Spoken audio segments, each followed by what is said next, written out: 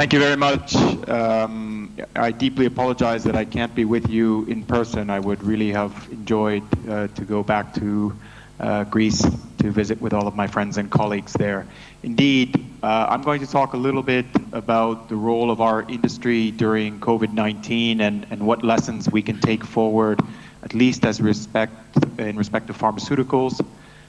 Just highlight a point that was highlighted by my predecessor a little bit about the link between sustainable markets and manufacturing, which is critical in Greece, but also in the rest of Europe, and considerations of how we can boost manufacturing of medicines in Europe and increase our independence, if you wish.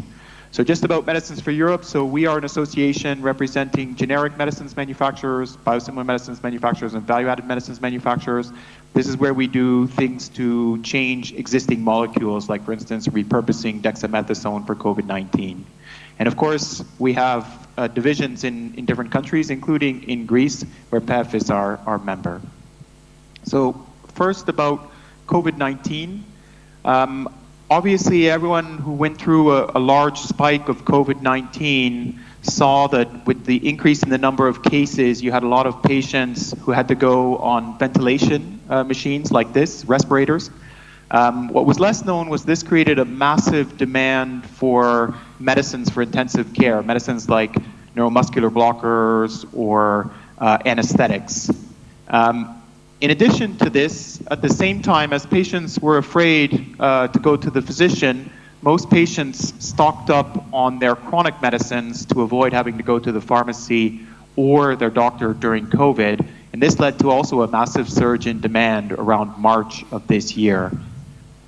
And finally, as I discussed, a critical part of COVID is discovering a vaccine, but also finding treatments to help patients. So one of them is dexamethasone, there's remdesivir, and there are other that are under clinical trial. In fact, there are some 1,000 clinical trials to repurpose medicines globally.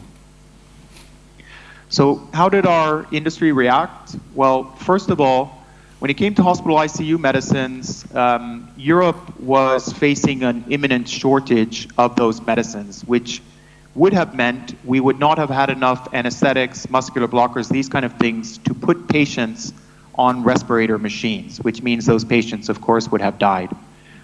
Just to give you an indication, we had to increase the supply for some of those medications by 900% over a 2-month period. That is very challenging for an industry.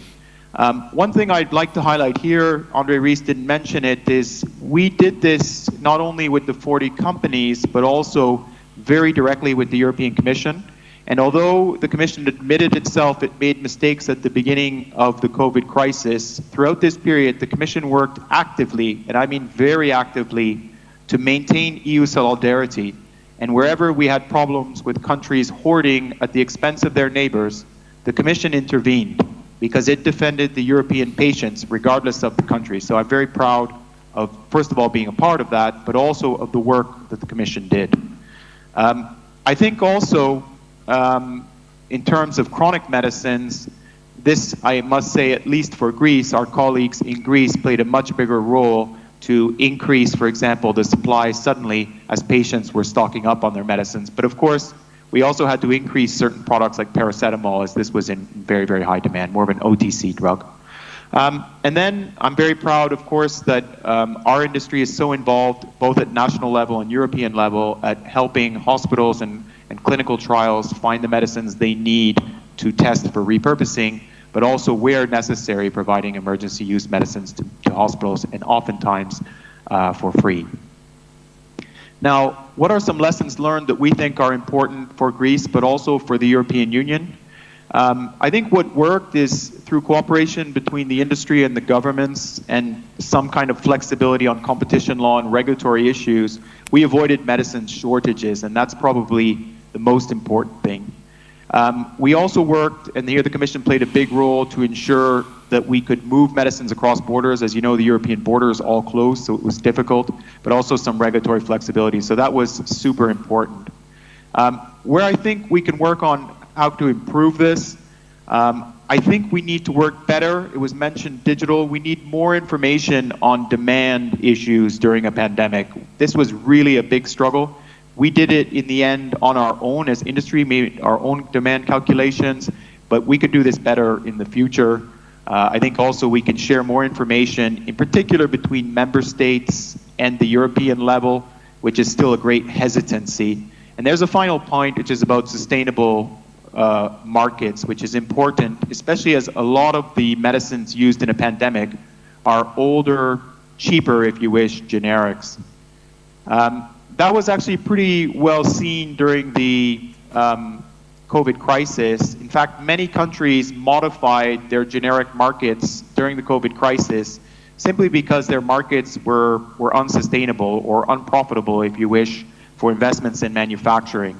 So just a few examples. Romania changed its clawback mechanism to recognize the difference between generics and more expensive medicines, but also to support more Romanian manufacturing. In Belgium, they eliminated altogether the clawback for what they call cheap medicines, which are mostly generic medicines and old off-patent medicines. And I think a key thing here, and this is relevant also for Greece, is that clawbacks should really target high-budget impact medicines while ensuring access to low-cost medicines and encouraging manufacturing security. Also, a lot of countries, and too many to name here, they adjusted what is called reference pricing, which is basically establishing the lowest price for a drug, because simply it was too low in a time of huge demand. And so I think there's a good question mark here also about the situation in Greece.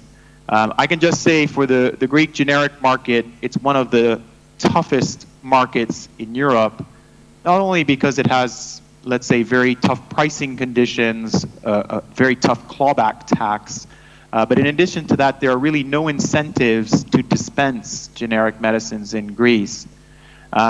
What this leads to is that Greece has the lowest share of generic medicines use in the European Union of all countries of the EU.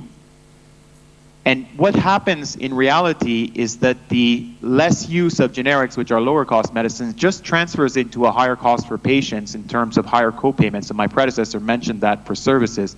It's also the case for pharmaceuticals. So Greece could actually help patients by using generics more. It would reduce out-of-patient costs over time. This is just a picture of what it feels like to be a Greek manufacturer right now.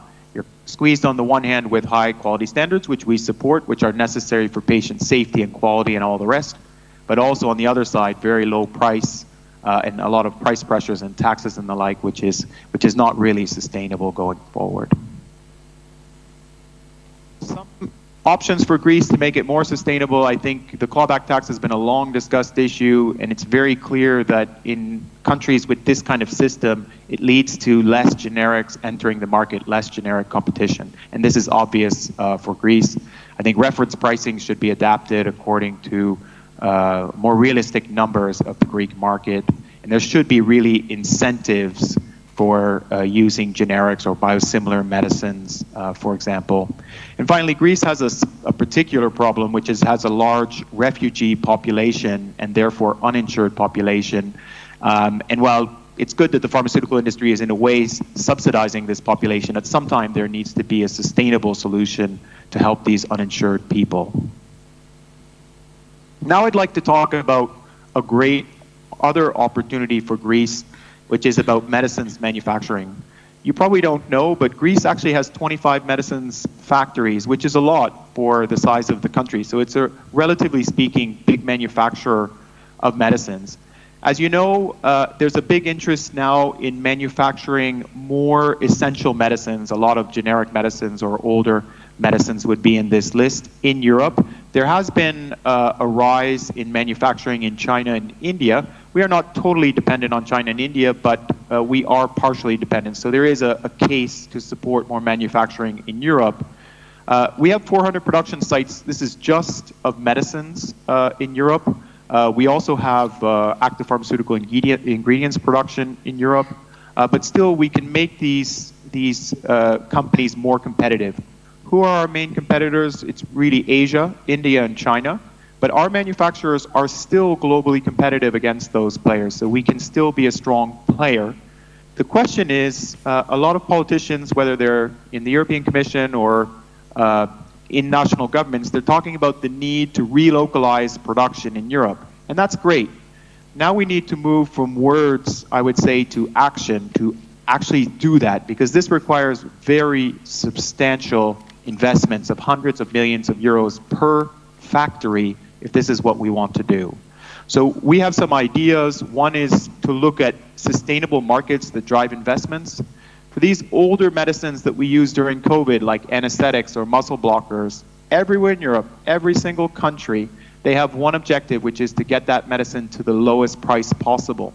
It's clear in those cases that manufacturers cannot create buffer manufacturing capacity if the only objective is to obtain the lower price. So we're really pushing towards too much consolidation of our manufacturing in Europe. And here we could introduce meet criteria, which is most economically advantageous treatment criteria, into procurement, for example, to encourage investments in manufacturing and resilience. Another aspect that was briefly discussed is that there are now some substantial EU funds to help the economic recovery. A small portion of these funds could be directed towards pharmaceutical security of supply for production, for example, to invest in things like digitalization, it was mentioned already, green manufacturing technology, flow chemistry, all kinds of things that would not only keep pharmaceutical production in Europe and more competitive globally, but it would also advance the industry and healthcare and environmental objectives at the same time. So these are things that we can do. I think, though, right now, we see a lot of words, we see a lot of announcements of money, but there's nothing actually directed to support pharmaceutical production. So this is something that should be considered, and I hope that Greece could take this up as well. We also need to continue open trade. I think in the COVID crisis, we saw even European countries place restrictions on medicines trade to other European countries. And this is something that we need to somehow work against, because it's important that medicines flows to patients and not stopped at the border in trucks. A difficult point, but something that needs to be taken up. And finally, there are some rather technical regulatory issues that could be taken up as well. Digitization was mentioned of the Greek Medicines Agency. We would recommend that all the medicines agencies in Europe actually become digitized, because then they could look at how dependent or resilient the manufacturing chains are through the digital system. They could connect the digital system to the FMD or anti-counterfeiting system to look at shortage or supply issues, for example. So there are lots of things we could do with the data with very small digital investments in each medicines agency. So I think there's a lot we can do together, and I'll stop there and thank you very much.